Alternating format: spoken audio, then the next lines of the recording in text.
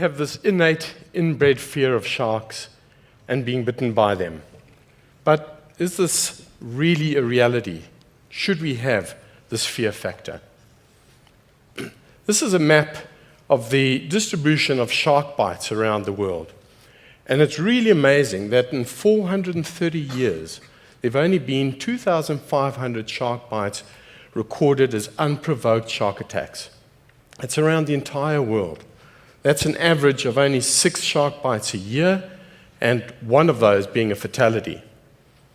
Now, sure, in recent times, as people have spent more and more time in the water, and as there are more numbers of people in the water, that average has actually increased to around about 12 shark bite fatalities a year around the world at the moment. But as you can see, the distribution of the shark bite incidents isn't even. Australia and the USA have higher numbers than anywhere else in the world.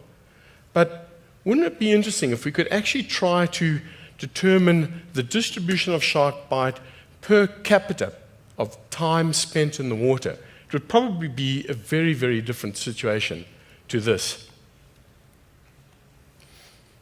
Now, I'm tired of hearing comparisons between shark bite and bee stings or lightning strikes or the chances of having a car accident. What we really should be doing is trying to compare apples with apples. So let's look at drownings.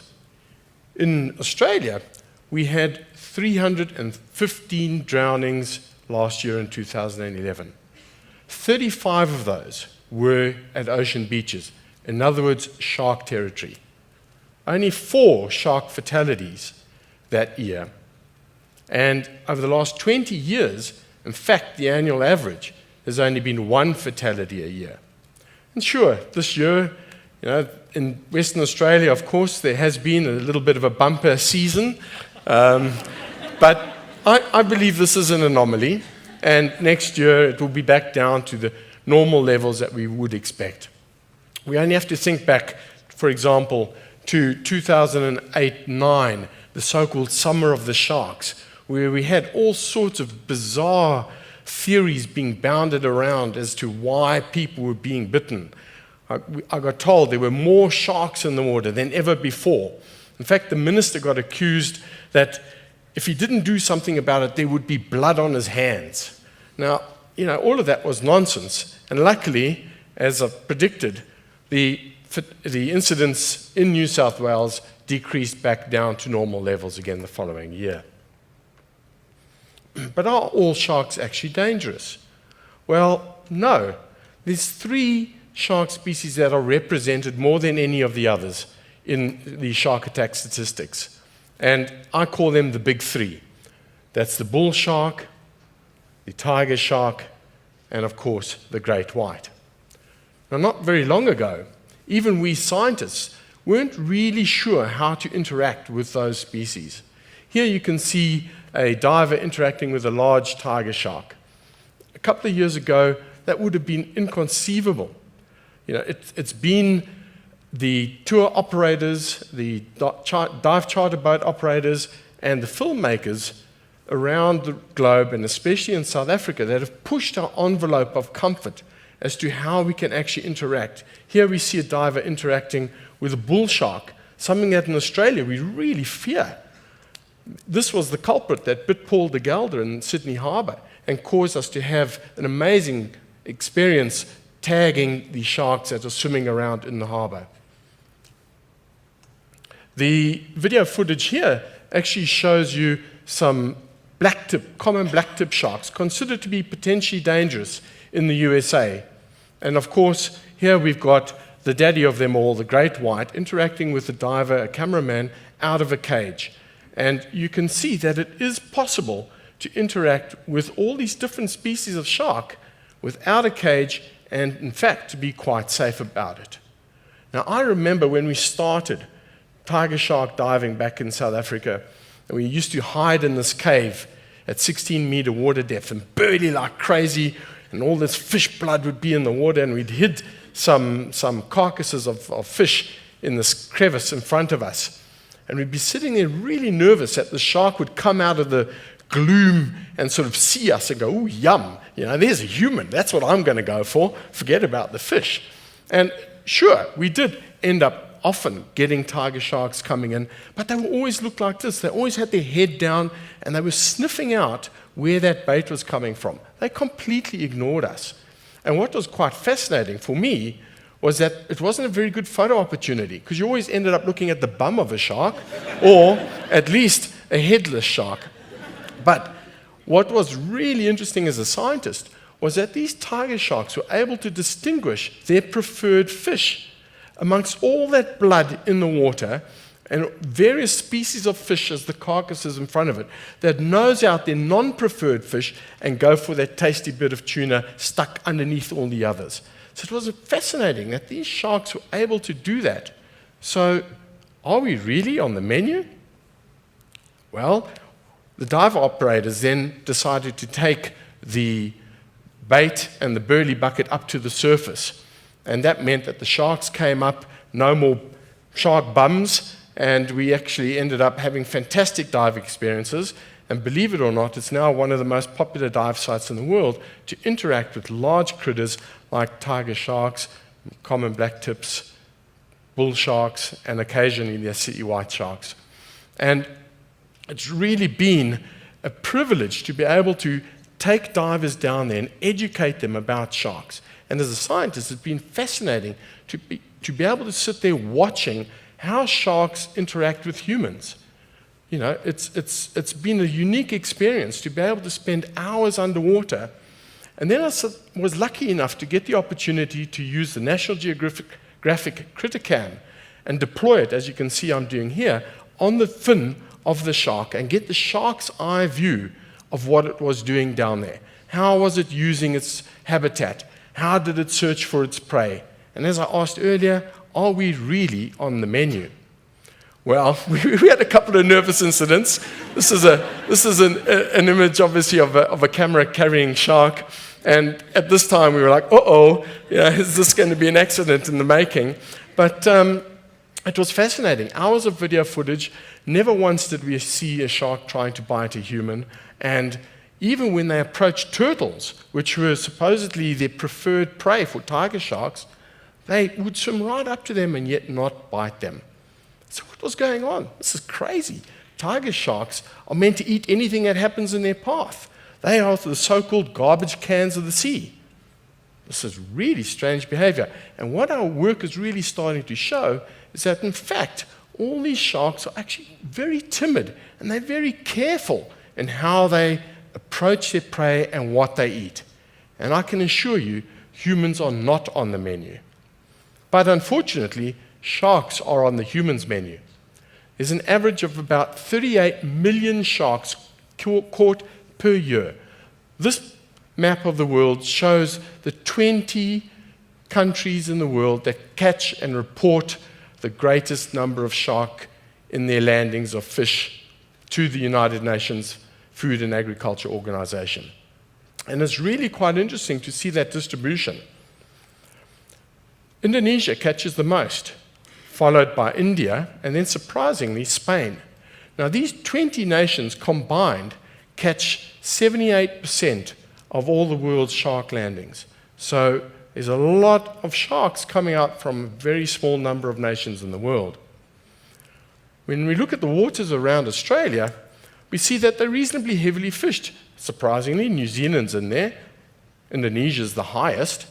But what's really disconcerting is that that patch of water that you can see there of Southeast Asia catches 30% of all the sharks that are caught in the world. And what's another really worrying thing is that grey bit over there called China. China doesn't report any shark-specific product in its fish landings. And yet we know that China is one of the major users of, for example, shark fin.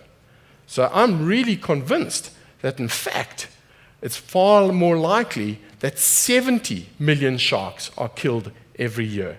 That's an awful lot of sharks, and our oceans really cannot afford to sustain that sort of a take. Now, in Australia, we're quite fortunate. We have various agencies that are world-renowned for managing their shark stocks on their doorsteps, whether it be at the national level or at the state level. But as scientists, it's very difficult to try to entice fisheries managers and the conservationists to sit around the table and to come to an agreement as to what sort of levels of commercial shark catch are allowed. And one of the problems is that maybe, and particularly for the more tropical species, maybe some of our sharks are heading up north into the waters where they're far more susceptible to capture.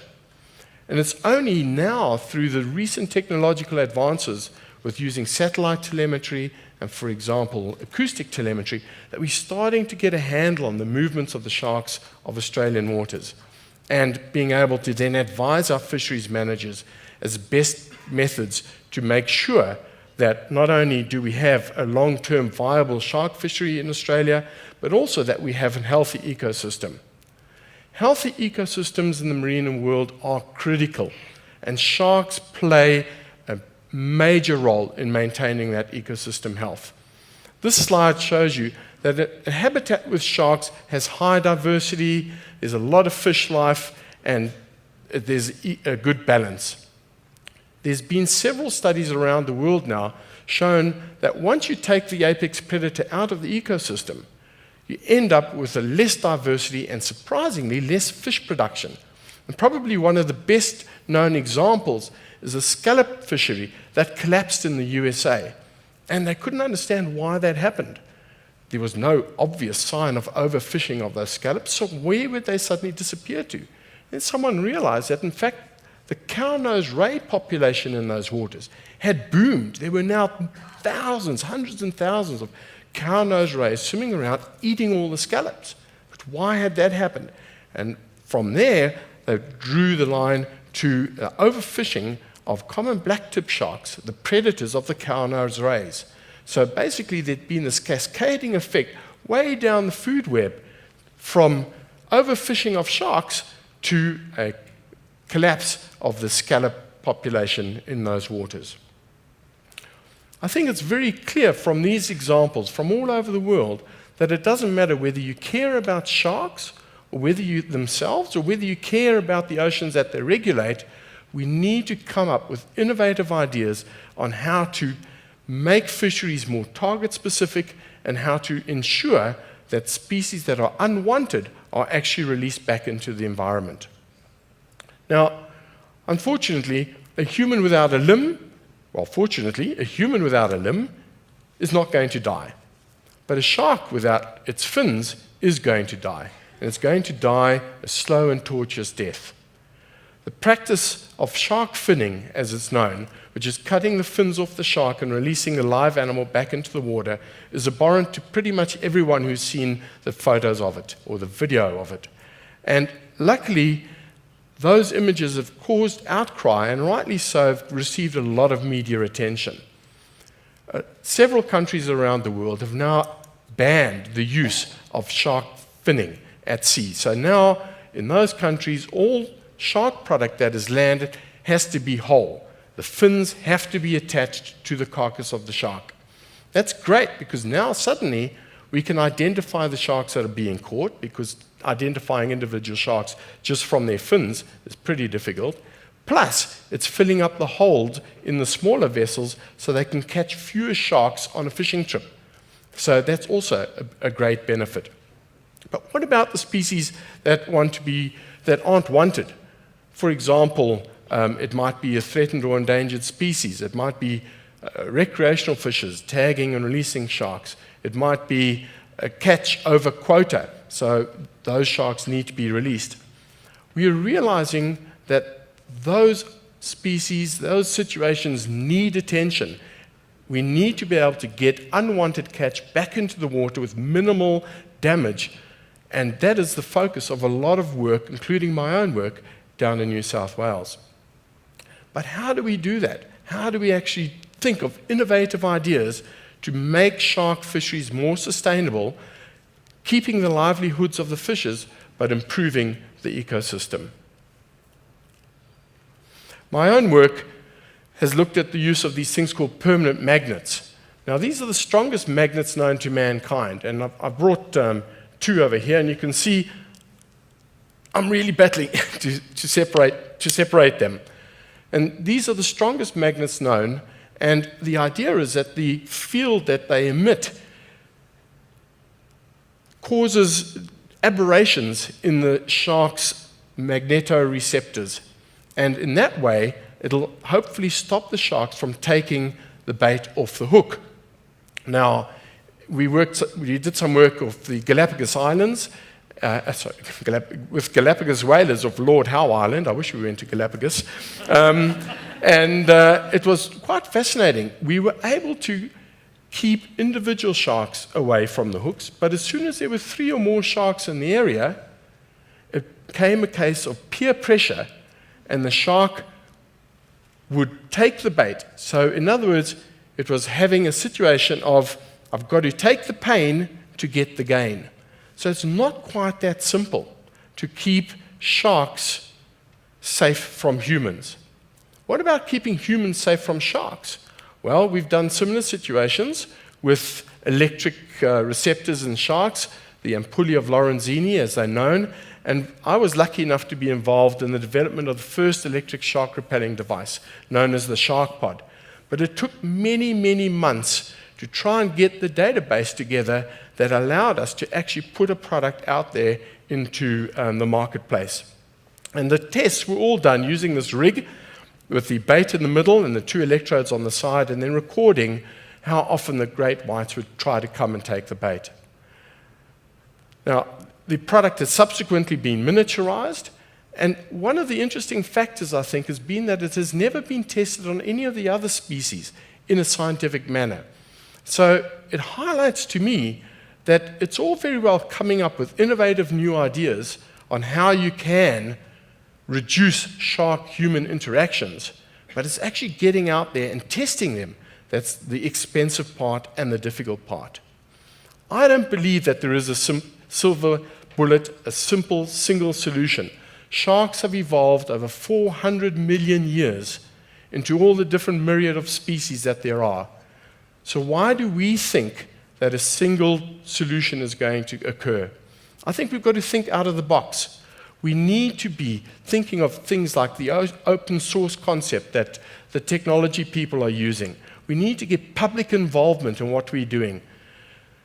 Why are we not using these concepts in the environment and getting that public participation? Not only does it get them involved, but it enhances the knowledge of what it is that we are trying to save.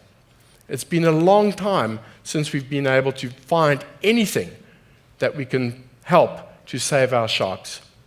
I would like you to listen to these sounds, because this is really the call of distress.